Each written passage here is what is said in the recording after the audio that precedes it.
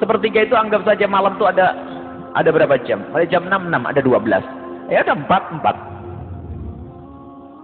6, 12. Jadi 4. Mulai jam 6 sampai jam 10 berarti jam 4. 6 sampai jam 10 4 jam. Tambah 4 lagi berapa?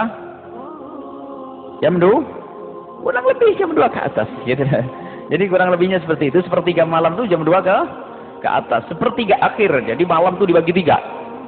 Dibagi 3, sepertiga akhir.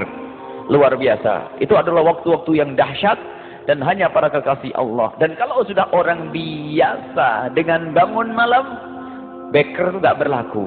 Didahului oleh dia daripada bekernya. Nah ini, karena sudah punya kebiasaan bangun malam. Tapi kalau belum biasa bangun malam, biarpun mikrofon taruh di telinganya juga tidur tuh. Ini.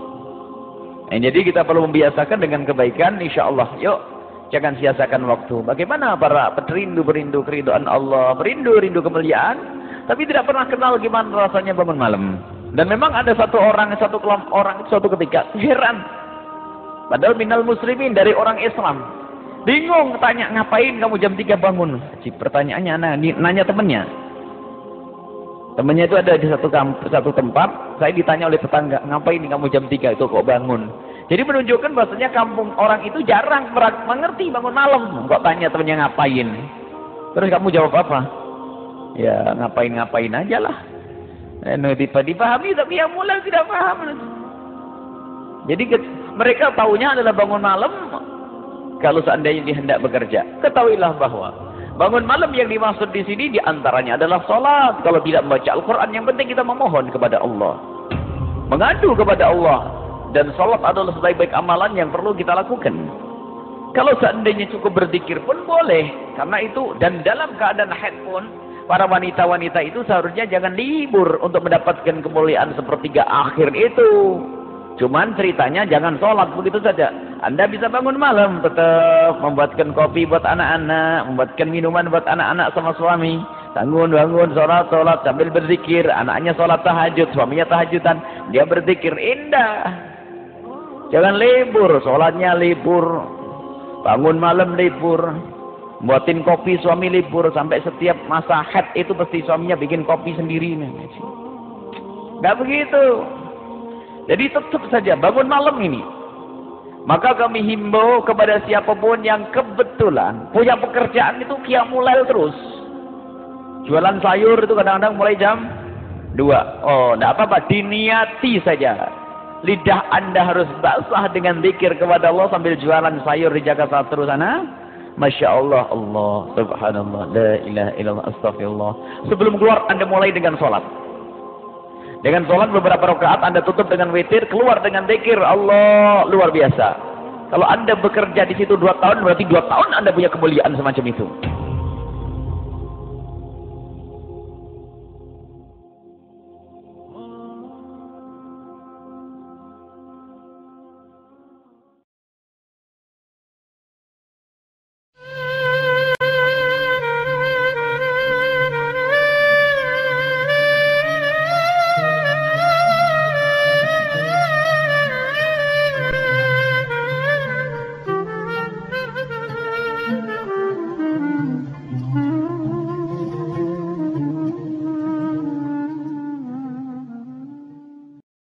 Assalamualaikum warahmatullahi wabarakatuh. Waalaikumsalam warahmatullahi wabarakatuh.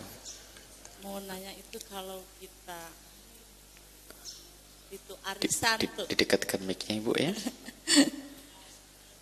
Kita punya lagi arisan tapi belum dapat. Kan udah dapat banyak tuh. Jadi itu di zakati enggak gitu wajib di arisan. Iya. Punya piutang di toko, kita naruh nota di toko sampai yang jadi yang sepertinya 100 gitu. Diam aja yang 100-nya, terus yang kesininya cash terus. Belanjanya terus yang 100-nya itu di zakatin enggak, yang diam di tokonya tuh. Kita naruh uang 100 sepertinya. 100 juta. Ya, yang diam di toko, yang nota yang diam. Nota kita. Iya. Nota ini menunjukkan apa itu? Uangnya di orang, barangnya di orang.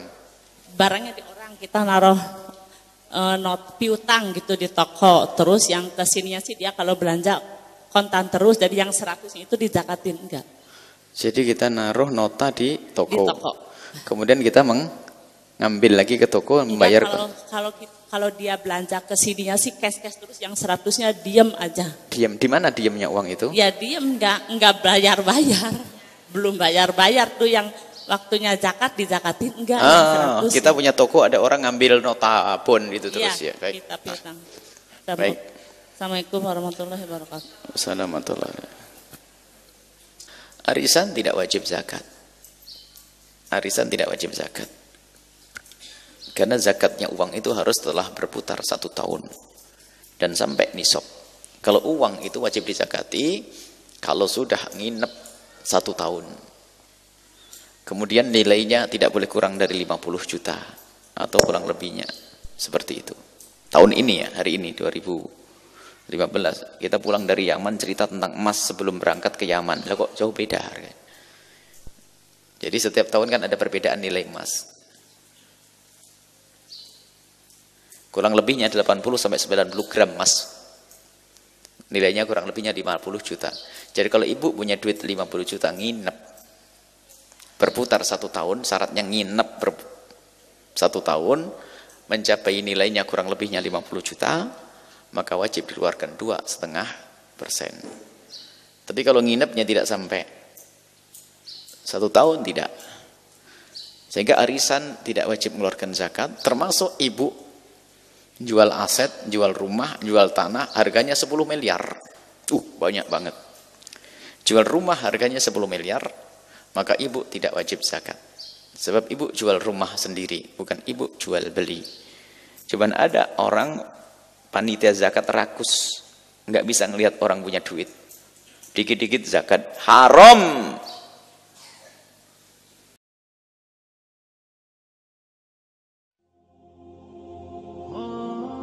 Ingat, kalau ada orang fakir di kiri kanan kita, kalau ada orang fakir di kiri kanan kita, bukan berarti Allah tidak bisa menjadikan mereka kaya. Allah Maha Kuasa. Tapi Allah menjadikan orang fakir di kiri kanan kita karena Allah ingin mengangkat yang kaya. Kemudian ada tanda lagi bagi seorang fakir yang kekurangan dan dia adalah tulus. Jangan mudah mengarahkan tuduhan kepada si kaya. Dia kaya karena korupsi, kaya culas, kaya... Tidak perlu kita semacam itu. Ini adalah orang fakir yang dikuasai di dalam hidupnya kedengkian. Sudah fakir, nyungsep dirinya adalah hatinya kotor. Melihat orang suudon semuanya. Ini biarpun kaya tapi begini. Tuduhan po. Sesaat bilang korupsi, sesaat dia bilang begini, sesaat. Kenapa menuduh orang-orang kaya? Karena dia fakir hati sebetulnya. Dia fakir hati. Lihat orang-orang model semacam ini kalau duduk dengan orang kaya, tawadhu akan tawadhu. Dhahaba anhu thulutsatini, akan hilang 2/3 agamanya. Sebab kefakirannya di hadapan kepada manusia, bukan kefakirannya di hadapan kepada Allah. Nabi fakir di hadapan Allah Subhanahu wa taala, tapi tidak pernah merasa fakir di depan manusia. Nabi fakir di hadapan Allah, tapi tidak pernah merasa fakir di depan manusia. Jika benar riwayat dari Nabi, Allah ahyina miskina, ya Allah hidupkan aku bersama orang miskin. Jika benar riwayat ini, sebagian ulama mengatakan hadis ini tidak benar, sebab Nabi juga mengatakan sesaat berlindung daripada kekurangan. Minal fakri, Allah minta perlindungan dari kefakiran. Para ulama menjelaskan khauful fakri, rasa takut fakir itulah yang dijauhkan, yang dijauhi oleh Nabi SAW. Nabi memohon kepada Allah agar dijauhkan dari rasa takut fakir.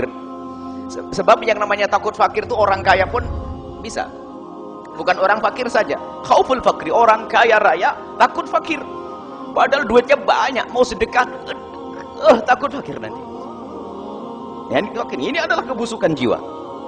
Satu sifat yang sangat jelek, sifat bakhil, syuh, kikir, pelit dan sebagainya. Nah ini hubungannya dengan orang kaya, orang melarat adalah hendaknya orang kaya memandang si fakir adalah pandangan kasih sayang.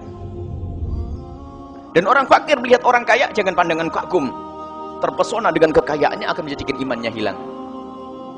Sehingga semuanya menghadap kepada Allah Subhanahu wa taala. Dan ini kita diingatkan oleh Imam Nawawi, suruh melihat ke cara kehidupan Nabi agar di saat dalam keadaan apapun kita benar. Yang kaya akan lihat kehidupan Nabi, dia akan semakin bersyukur.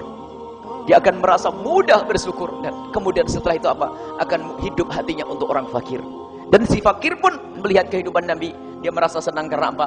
Kehidupannya seperti kehidupan Nabi Muhammad sallallahu alaihi wasallam.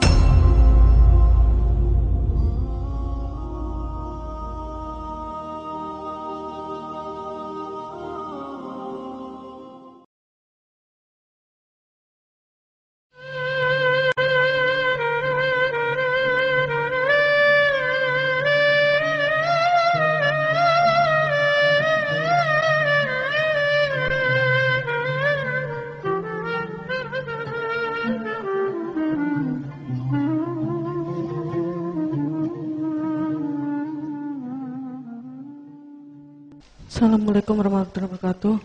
Assalamualaikum. Buya, apabila ada orang sudah punya utang jatuh tempo, Buya, orang yang punyanya nanya terus kapan dibayar, tapi dianya masih tetap senang sedekah, senang infak. Itu bagaimana, Buya, hukumnya? Mohon penjelasannya, terima kasih. Baik, adapun yang ditanyakan orang sama, orang punya utang sudah jatuh tempo, ditunggu-tunggu masih sedekah terus, maksiat tambah dosa, itu hawa nafsu, pasti sedekahnya bukan karena Allah. Sebab apa? Bayar utang pahalanya lebih gede dari sedekah. Bayar utang. Misalnya saya punya utang 100.000. Orang yang punya duit itu sudah nunggu-nunggu. Saya sedekah ke masjid 100.000 atau fakir miskin 100.000. Maka ketahuilah, sedekah saya kepada fakir miskin ini ternyata malah jadi dosa. Padahal kalau kita sedekah, kita kembalikan kepada orang yang punya, pahalanya lebih gede daripada sedekah 100. Sebab amalan wajib pahalanya lebih gede daripada sedekah. Zakat lebih gede pahalanya dari sedekah. Jadi dibanding kalau zakat 100.000, sedekah 100.000, mana lebih gede pahalanya? Ya lebih gede zakat. Mana bandingannya? Nggak bisa dibanding. Kalau zakat itu ikan gede, ikan tenggiri gede. Kalau namanya sedekah jadi ikan cedul ikannya. Cuman kadang orang yang dengan hawa nafsu sedekah-sedekah, tapi orang yang punya duit sudah nunggu-nunggu tidak dibayar-bayar, maksiat, bukan tapi tambah dimurkai oleh Allah Subhanahu wa taala. Kecuali utangnya belum jatuh tempo. Membayar utang wajib. Menolong adalah wajib. Siapa yang mengatakan menolong harus mengeluarkan duit sendiri? Siapa yang ngomong gitu? Orang menolong kan tidak harus mengeluarkan duit sendiri. Mungkin kita bisa sampaikan si fulan, si A, si B, si C. Bayar utangmu, selesaikan dulu. Jangan sok jadi pejuang. Allah menjadikan orang sakit bukan karena Allah tidak bisa menyembuhkan. Allah membuat orang melarat bukan karena Allah tidak bisa memberi makan kepada dia. Tapi karena Allah ingin mengundang orang-orang yang sadar kemuliaan. Jangan sok kita menjadi pahlawan bisa menyelesaikan segalanya. Biarpun keponakan kita sakit masuk rumah sakit, kita punya utang jatuh tempo, harus dibayar, dikembalikan, wajib dikembalikan. Kalau kita ingin membantu ponakan kita dengan uang ini, minta izin kepada orang yang punya duit. Pak, saya punya keponakan sakit, saya punya duit ini mau saya bayarkan sebetulnya. Tapi kalau mohon, jika diizinkan, saya akan bayarkan dulu. Gimana? Minta izin, haknya orang yang minjamkan duit. Lihat. Ada cara, menolong tuh macam-macam caranya. Mungkin kita informasikan ke tempat yang lain, datang ke si fulan, tapi jangan sampai kita bermaksiat. Kalau masih kita melanggar tidak mendapatkan pahala, tidak dapat pahala. Kecuali untuk kebutuhan sendiri. Misalnya apa? Saya punya duit 100.000, harus bayar utang, tetapi saya harus makan. Gunakan untuk makan dahulu. Kenapa? Ini kebutuhan khusus, kebutuhan yang harus tidak bisa ditinggalkan. Maka di saat seperti itu, bagi yang punya duit, hei yang punya duit, kalau engkau menemukan orang yang punya utang kepadamu, kok dia tidak bisa bayar karena melarat, wajib bagimu memberi tempo. Jangan dipaksa untuk membayar utang. Makanya kami ingatkan, saya ingatkan suatu ketika ada orang yang dekat dengan kami, uangnya ada di tempatnya seseorang. Kebetulan dia bangkrut. Kalau dia bangkrut ya jangan ditagih, uang dia bangkrut. Mestinya malah ditolong. Kalau dia bangkrut didoain dia, semoga sempat bangkit lagi. Kapan kita menagih? Di saat dia bangkit, ada duitnya. Bahkan kalau kita memberi tempo, ya sudah kalau kamu bangkrut, saya kasih tempo ya, insya Allah saya kasih tempo waktu. Memberikan tempo ini hukumnya adalah wajib. Dan dapat pahala kita memberikan tempo itu. Baik, ini saja. Wallahu a'lam bishawab.